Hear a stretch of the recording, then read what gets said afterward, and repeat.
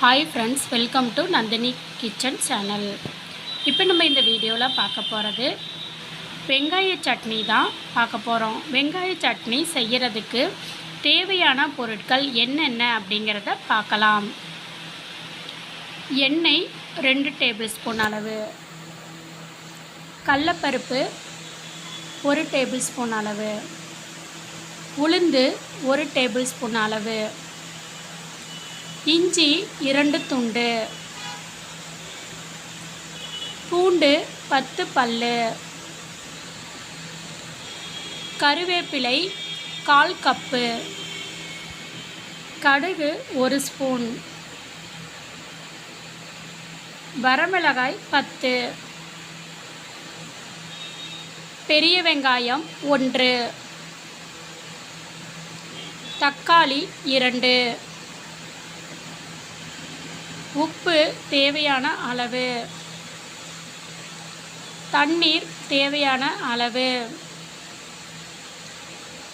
வெங்காய சட்னி செய்முறை விளக்கம் பார்க்கலாம்.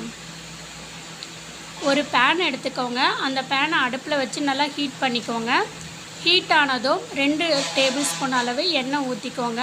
அதில் கடலைப்பருப்பு சேர்த்துக்கோங்க, உளுந்தையும் சேர்த்துக்கோங்க. இது கொஞ்சம் கலர் மாறுற அளவுக்கு வதக்கிக்கோங்க. ஒரு 2 நிமிஷம் மட்டும். 10 வரமிளகாய் சேர்த்துக்கோங்க. அதையும் இதோட ஒரு 2 நிமிஷம் வதக்கிக்குங்க. கருவேப்பிலை 1/4 கப்பு எடுத்துக்கோங்க.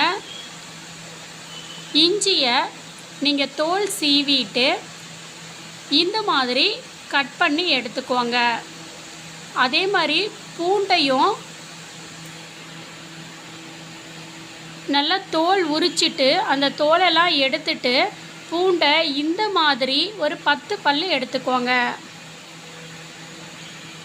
ஒரு வெங்காயம் எடுத்து அதை இந்த மாதிரி கட் பண்ணிக்கோங்க.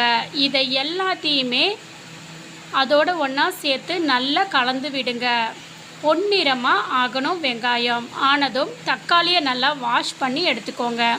2 தக்காளியும் இந்த மாதிரி கட் பண்ணி எடுத்துக்கோங்க. அதை இதோட ஒன்றா கலந்து நல்லா கலந்து விட்டுருங்க. இதை ஆற விட்டு மிக்சியில் போட்டு அரைச்சிக்கோங்க. அரைச்சி ரெடி பண்ணி வச்சுக்கோங்க.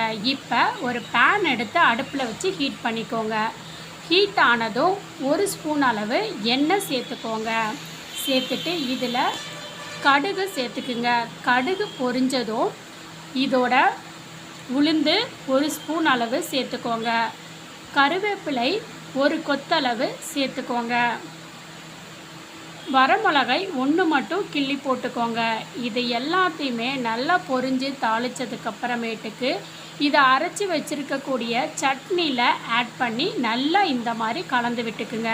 இப்போ சூப்பரான சுவையான வெங்காய சட்னி ரெடி ஆயிடுச்சு. இதை நீங்களும் சமைச்சு சாப்பிட்டு பார்த்துட்டு கமெண்ட்டில் மறக்காமல் தெரியப்படுத்துங்க. இந்த மாதிரி நிறைய வீடியோஸ் வேணும் அப்படின்னா சேனலை மறக்காமல் சப்ஸ்கிரைப் பண்ணி பக்கத்தில் இருக்கக்கூடிய ஆல் பெல் சிம்பலை ப்ரெஸ் பண்ணிக்கோங்க. அப்போ தான் நான் போடுற வீடியோ உடனுக்குடனே உங்களுக்கு நோட்டிஃபிகேஷன் ஆகும். தேங்க்ஸ் ஃபார் வாட்சிங்.